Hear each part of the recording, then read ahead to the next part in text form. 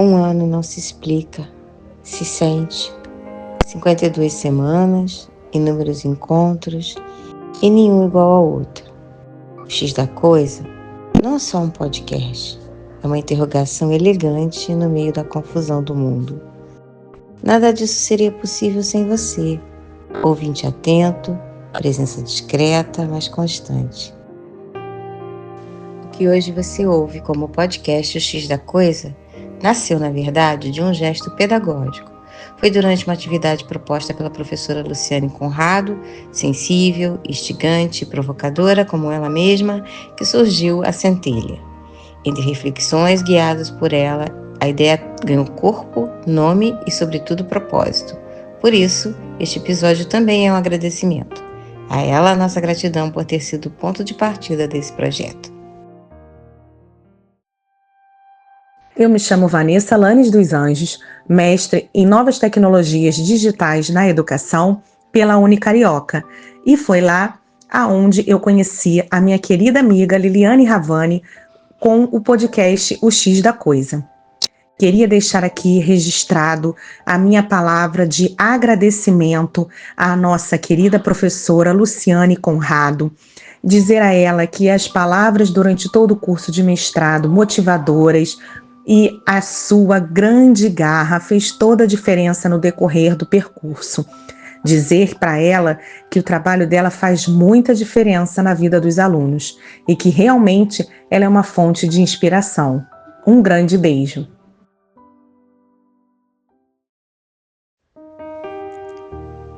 Hoje celebramos não com fogos, mas com ideias. Não com likes, mas com presença.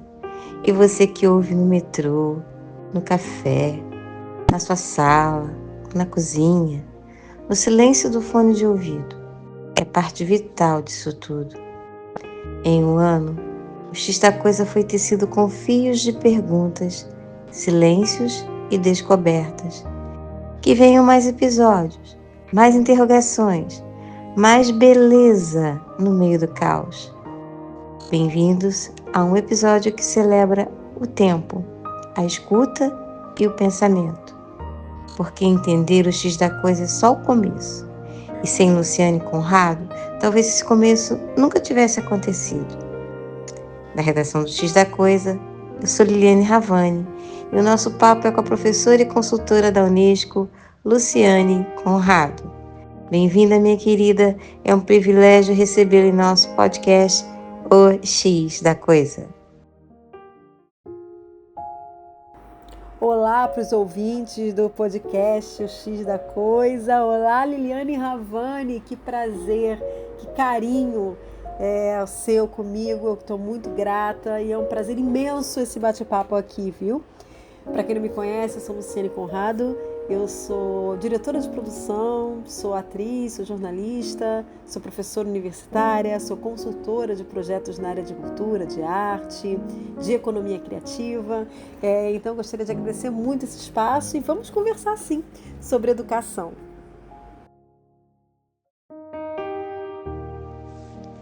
Luciane, mais uma vez, muito bem-vinda. Para começar, quando foi que você se olhou no espelho e pensou, é isso, nasci para ensinar? Quando é que eu me olhei assim no espelho e falei, eu nasci para ensinar? Olha, eu acredito piamente que isso é uma construção de todos os dias, porque a gente não se sente pronto, eu pelo menos não me sinto pronto, porque esse desafio de ensinar é mais uma questão de você querer todos os dias aprender com o outro, sem demagogia. Ver o outro como alguém em potencial que serve para você construir a sua própria história. Então, não sei se basicamente eu nasci para ensinar. Eu penso que eu nasci para muitas coisas, mas acima de tudo aprender, viu? E lidar com o outro, com a comunicação, com o afeto. Acho que eu nasci para isso. E aí, nessa área toda, eu me encontro como professora, como produtora, como artista, como uma pessoa que ama as artes e entende também que a educação passa por essa base, que é a educação das sensibilidades.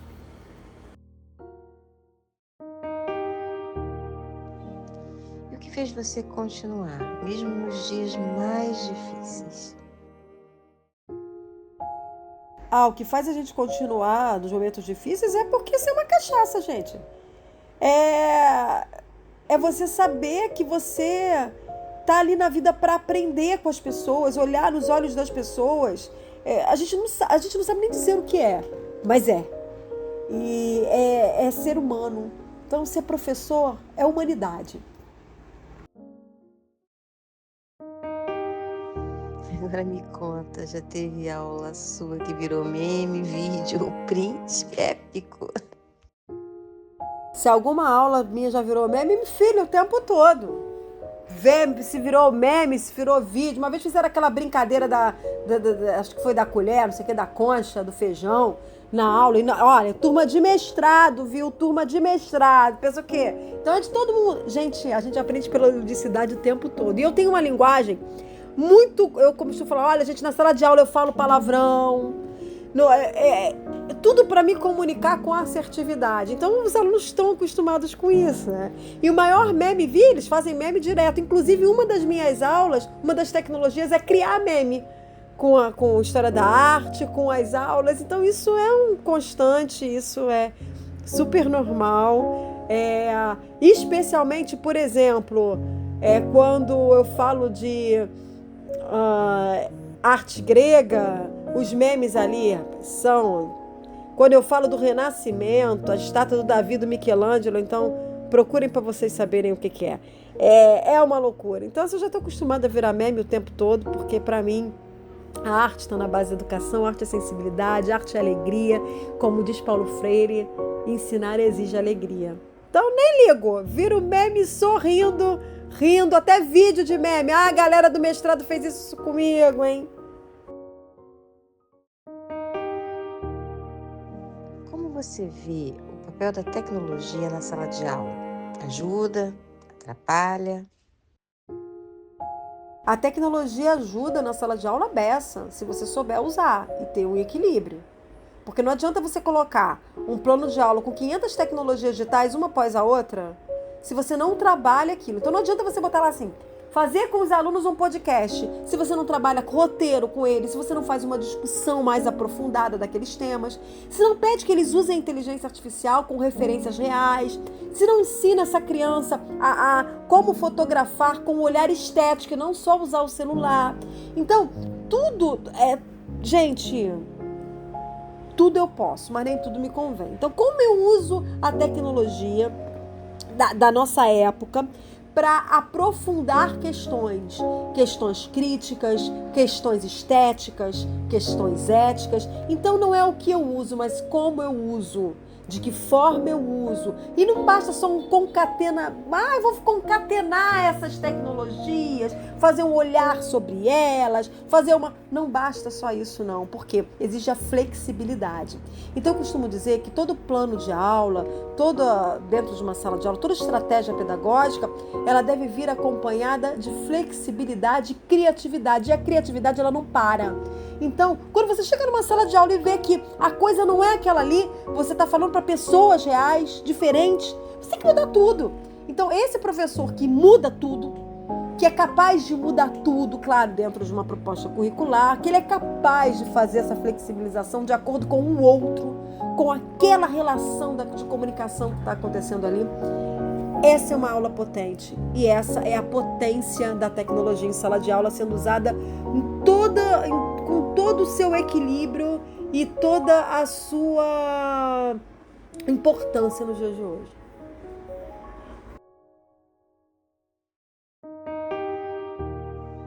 Na sua visão, o que falta para a gente, como sociedade, dar o devido valor ao professor? O que falta, não digo que reconhecimento, mas falta um pouco a gente começar a entender que o nosso reconhecimento tem alguns níveis. Um deles é o financeiro, porque é uma questão social, de estrutura social. Então é combater sim, é criticar sim, é a gente se unir enquanto professores. E a outra é um reconhecimento pessoal. Isso eu acho que é incontestável. Se as outras pessoas... É igual relacionamento tóxico, meu amor. Se a sociedade te rejeita, ou se pessoas da sociedade te rejeitam, o que essa parcela da sociedade deseja? E outra coisa também, quem não sabe a beleza de uma rosa, irá desprezar a rosa. Quem não tem vivências como professor, precisa olhar de forma mais atenta. E hoje a sociedade está toda muito rápida. Então, o que eu acredito é que a gente, primeiramente, a gente parar de entender, pensar que inteligência artificial, tudo é inteligência artificial, vão acabar com o meu trabalho, vão acabar comigo, vão acabar com a minha profissão. Não acaba. O professor deve, inclusive, se valer da inteligência artificial. Porque a inteligência artificial é criada por uma inteligência humana. Então, como humanos, a inteligência artificial não tem soft skill, amor. Nós temos. Então, empatia, amor e fazendo aquele trabalho de formiguinha. Porque nenhuma máquina consegue olhar para os olhos de um aluno, afagar esse aluno, enxugar uma lágrima. Porque ensinar exige alegria, criatividade, empatia. Ensinar exige de verdade amor. Amor. Amor. Professora querida, se você pudesse dar um conselho para quem está começando na docência agora, qual seria? Em primeiro lugar, é a gente pensar em... Vamos parar de glamorizar a profissão do professor. É difícil pra caramba, tem condições insalubres muitas vezes, e não adianta pensar, o professor universitário é uma outra realidade. Não é. Principalmente professores de ensino privado estão passando por muitas dificuldades, muitas necessidades. Então, a vida não é fácil, não é um morango maravilhoso, vermelho e grande. É uma outra coisa, né? Então, todos os dias a gente pensa em desistir, mas todos os dias é igual um relacionamento amoroso, né? Não sendo tóxico, não acabando contigo, com a tua sanidade mental, você tem que pensar, bom, peraí, será que eu estou romantizando isso aqui ou não? E aí, aí já entra um conselho, né, para isso, que não é conselho não, é orientação. Conselho, olha filho, conselho eu tenho que dar para todo dia e todo dia para eu poder fazer alguma coisa, eu penso, peraí, vamos continuar, né? A gente tem que pagar conta, mas não só pagar conta, a gente tem que viver de uma maneira que a gente se sinta pleno. Eu costumo contar a história de Leonardo da Vinci, né? Que morre como professor, o mestre Leonardo. E aí o Leonardo, quando ele tinha 14 anos, ele era um filho bastardo. Bastardo, eu dei essa palavra, mas era, né? Ele tinha vários problemas, e aí o pai dele coloca ele numa escolinha, porque não fez um documento para ele poder ir para uma escola formal, graças a Deus, daí ele virar o Leonardo da Vinci. E aí ele vai para essa escolinha do Andrea Verrocchio, um dos principais mestres toscanos na época, e ele pinta um anjo completamente diferente do professor, aos 14, 15 anos. Aí dizem que era a mesma escolinha do Botticelli, eram todos amigos. E aí dizem que tá ali no batizado de Cristo, né? Esse anjinho, ele tá pintado de costas pro quadro, né? Para quem olha o quadro. E aí a forma, tudo do sombreamento é tudo diferente. Vocês olham o anjo, você fala assim, nossa, completamente diferente. O anjinho do Leonardo, completamente moderno, contemporâneo, criativo e com pincelada, enfim. E aí dizem que o Andrea Verrocchio nunca mais pegou no pincel para pintar depois que um menino dizia que ele tinha pintado hoje melhor que ele. E aí Leonardo contesta isso, já como professor, quando perguntaram para ele, ele diz a seguinte frase: infeliz é o discípulo que não supera o mestre. O que isso quer dizer? Que a nossa vocação, o nosso reconhecimento maior e o nosso maior prazer, satisfação, emoção e alegria é quando a gente vê um aluno nosso vencendo todas as suas dificuldades, chegando aos sonhos e sendo melhor que a gente na área. Eu vejo meus alunos aí de produção cultural, há mais de 20 e poucos anos, são meus colegas hoje de profissão, estando em profissões de direção, coordenação, sendo um dos maiores produtores do Brasil.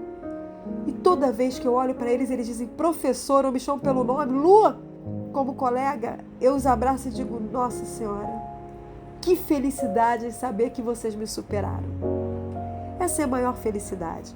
Então, o conselho, humildade, alegria, felicidade e amor.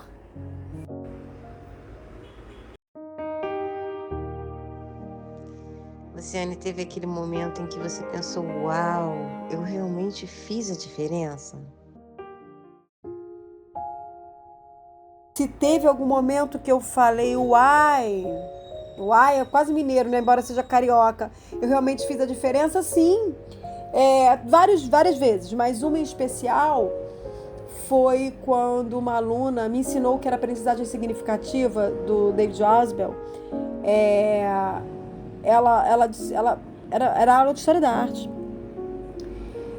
E ela vinha com um caderninho, essa aluna vinha com um caderninho, sentava sempre num cantinho.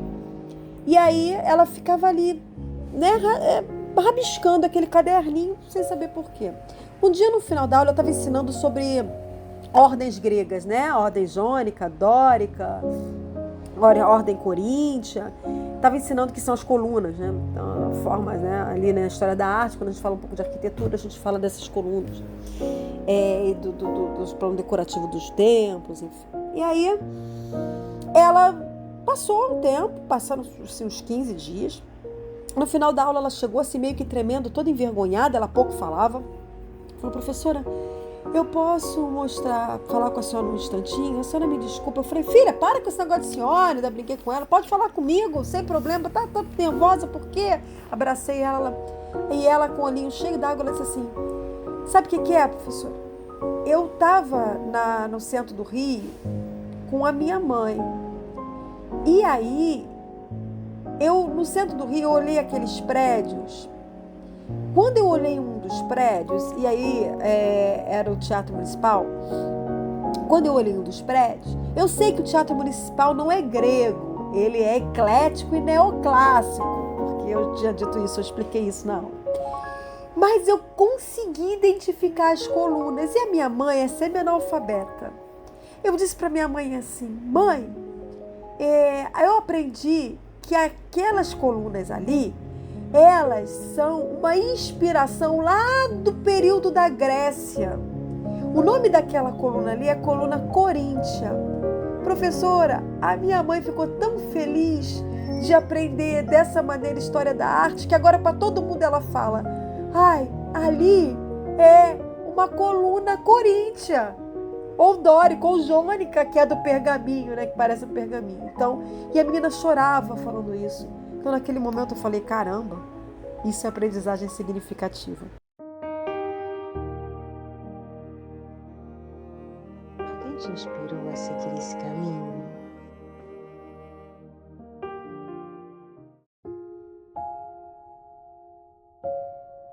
Se alguém me inspirou a seguir esse caminho, bom, eu sou filha de professora, sou sobrinha de professora, então assim, a educação sempre, sou irmã de professora, a educação sempre esteve no meu caminho, embora confesso que eu deixei bastante de lado, eu não fiz pedagogia, nem fui normalista numa época, né, que as meninas que queriam ser professoras eram normalistas, eu não queria trabalhar como professora diretamente, eu sempre quis a área de arte.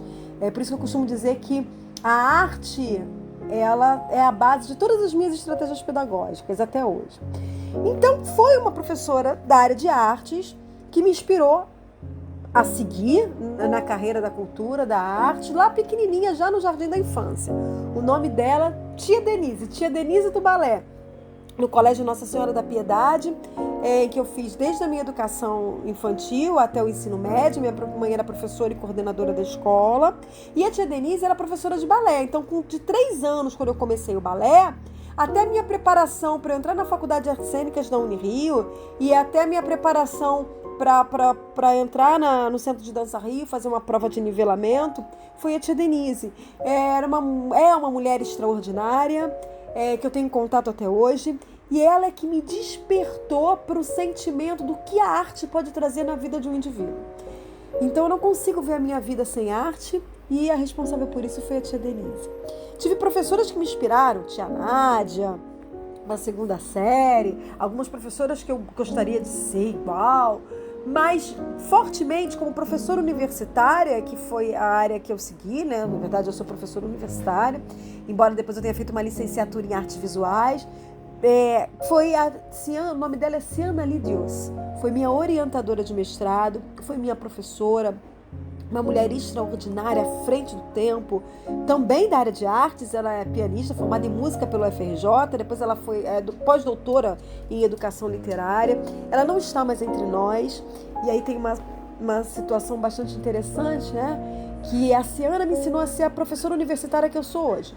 Ela desconstruiu a ideia de academia para mim. Ela disse: Luciane, a academia não é um espaço, todos os espaços são espaços de poder, mas exercer poder na academia é você levar à falência do ensino e da sua pouca empatia com o outro. Porque a academia, embora seja um lugar conhecido por vaidades, não deve ser um lugar de vaidade. Então a forma com que você lida com o outro, o autoritarismo, não é um lugar para a academia. Ou não deveria ter um lugar na academia. Então, no primeiro dia que ela foi me dar orientação, eu lembro que ela me deu um livrinho, que acho que todo mundo que já fez pedagogia leu, que é um livrinho do Paulo Freire. Bem pequenininho, que ele fala que ensinar a pedagogia da autonomia, né? Que ensinar exige criatividade, ensinar exige uma série de requisitos que vão além das habilidades técnicas, de você saber fazer um plano de aula excepcional, ou concatenar ideias, ou metodologias instigantes para a prática educativa. Ensinar exige, antes de tudo, soft skills.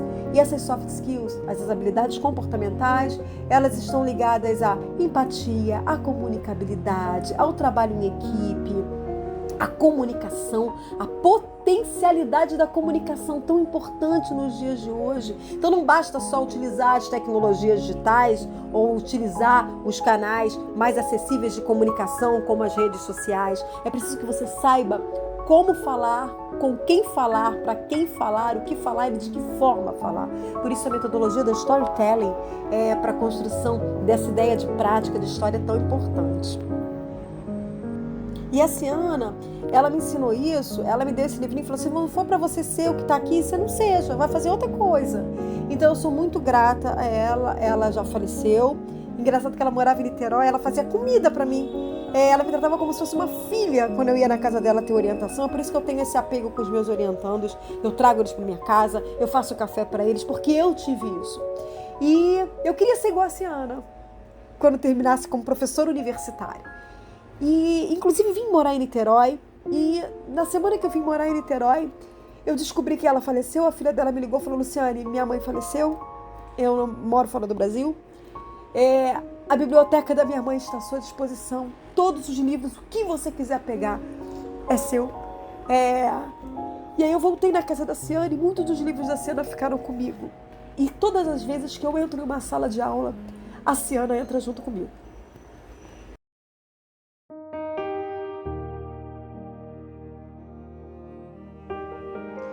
Eu queria muito saber qual o seu recado para quem está pensando em desistir.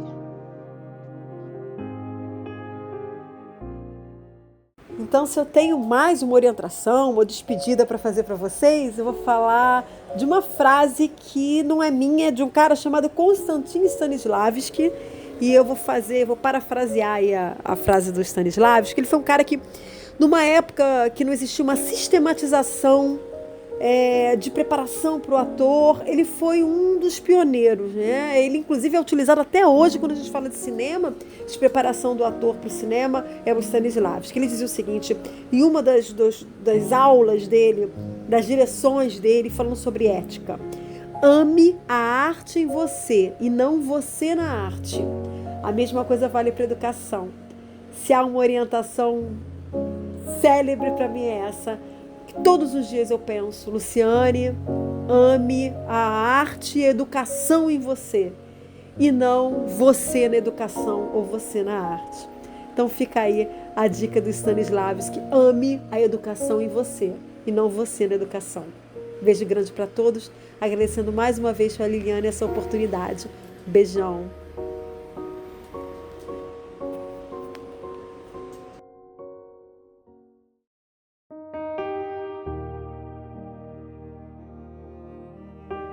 Luciane, querida, muito, muito, muito, muito obrigada. Você faz parte da nossa história.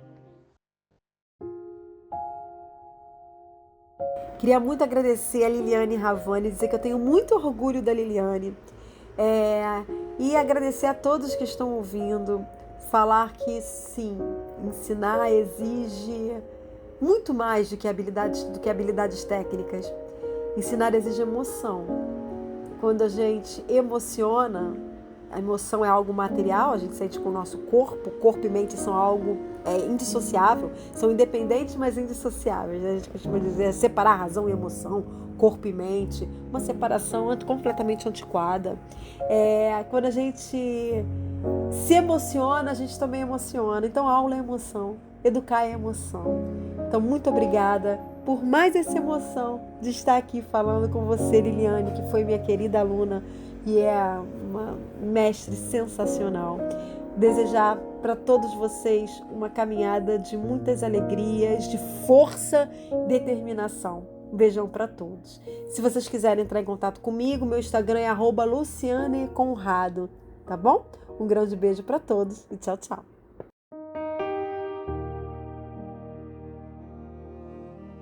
Um ano de O X da Coisa e você faz parte dessa história. Que caminhada linda tem sido. O X da Coisa não é só um podcast, é um presente na minha vida. Cada episódio é feito com todo o coração, com dedicação, com alegria verdadeira. Obrigada por caminhar comigo, por ouvir, por acreditar. Você é parte essencial dessa trajetória. Sem você, nada disso faria sentido. Seguimos juntos com ainda mais paixão e vontade de transformar cada conversa em algo que toque a alma.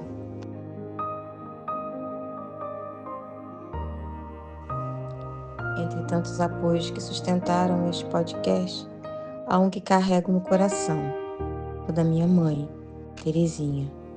Hoje, nos braços do Pai, ela segue presente, na memória, na força e em cada escolha que me trouxe até aqui.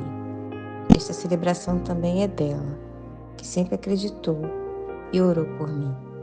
Obrigada, mãe.